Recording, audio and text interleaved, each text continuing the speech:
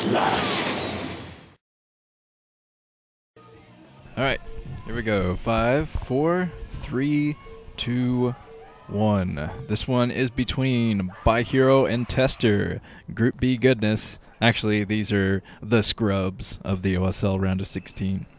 The two least likely to succeed, in my humble opinion. I am HO. Down here in purple, at the 8 o'clock position is Tester.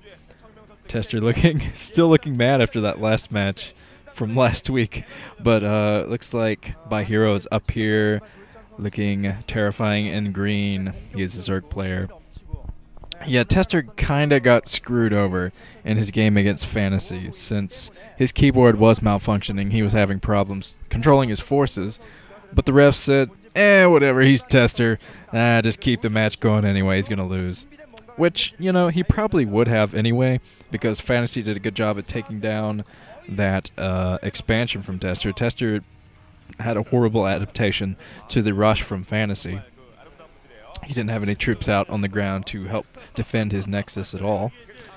But that's how it goes. I don't think he would have won, even if his Dragoons hadn't have disobeyed his direct orders.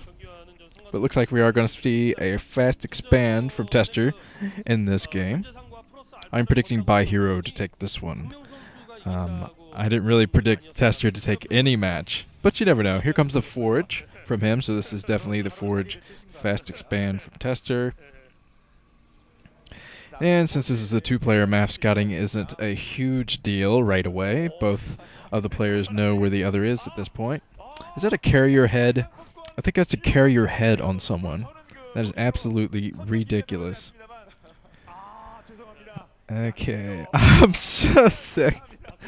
That is my favorite sign so far. I think that was supposed to be one of the announcers, but whatever. It looks like Tester did get the scout on that spawning pool, and he's going to try to stop the hatchery from coming up down here. Trying to do a good job. I think he's doing a pretty good job denying that hatchery. He's putting down his cannon, so the Zerglings won't be able to do a whole lot once they come out here. Looks like those Zerglings are on the way. And by.hero is going to be able to apply a little bit of pressure here. He's going to have to get rid of that probe in his base, though. He wants to get rid of that probe so he can keep scouting away and maybe switch to base lurkers, maybe straight to Mutalist, or just anything he wants once he gets that probe out of there. I think the probe might actually be out. Yeah, I think that probe is out of the base at this point. And here comes the Zerglings. I was about to say, here come them Zerglings. Sorry, I'm from West Virginia. And the Zergling coming down the map. And it looks like another expansion from by.hero. So by.hero is going with quick 3 bases, which usually means a big Hydra push coming up soon. And finally the gas coming up for by.hero. So by.hero's working from a 3 base into gas build. No other buildings out for him yet. So he might get a few more Zerglings out. Maybe try to do a run by here, which could be successful. If he gets enough Zerglings, he can run some by and have about 6 survive, I'd say. The hatchery's going up. Not sure if Tester has seen that hatchery or not up at the 10 o'clock position. by.hero stopped him with the Zerglings, so I'm not sure if he was able to get back there before that or not. I don't think he did see it, though. He probably assumes that since by.hero hasn't even put down a building yet, that he has a base somewhere else. Here comes the Nexus from Tester at this point, putting up Cybernetics core behind his minerals. Kind of interesting there. And he's getting his base up and running now. So both players are playing very, very standard so far. Not a whole lot of differentiation here from the standard stuff you normally see in a PvZ. And I think the by.hero is going to run the Zerglings around here, going to try to stop the scout. Although I think that base up at the 10 o'clock is definitely going to be spotted from Tester now. He's sending a probe up there. He's still looking distraught after that match against Fantasy, I have to say. Oh, just a sneak right by these Zerglings. I think by.hero wasn't really paying attention.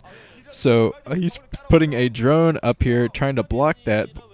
Just let Tester run in there. I don't think he's going to let Tester get any further into the main, though. He's running his Zerglings back here. going to make sure the tester doesn't know exactly what building he's putting down. It's very, very important. Since he is putting down the lair, we could be seeing a Mutalisk build from by.hero at this point. Stargate, in the meantime, coming up for tester.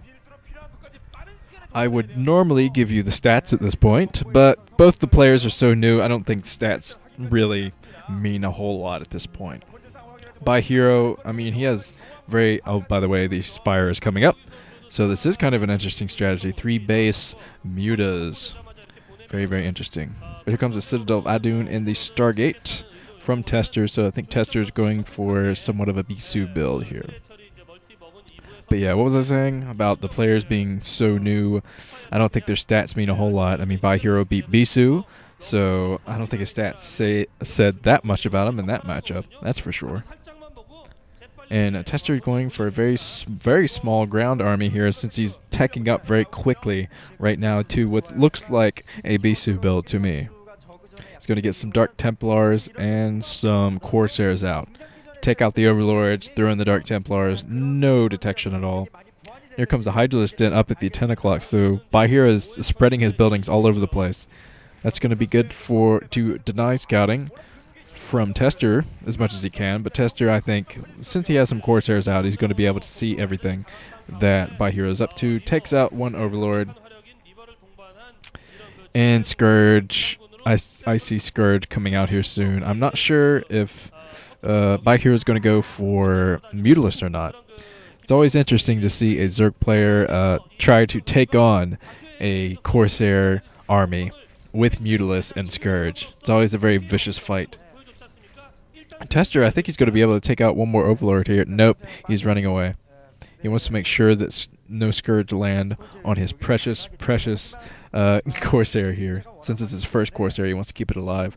Ooh, 4 Scourge coming out here, so... If he has another Corsair, which... Oh, it doesn't look like he's pumping any more Corsairs, so this might not be the Bisu build after all. Just could be a standard Protoss build here.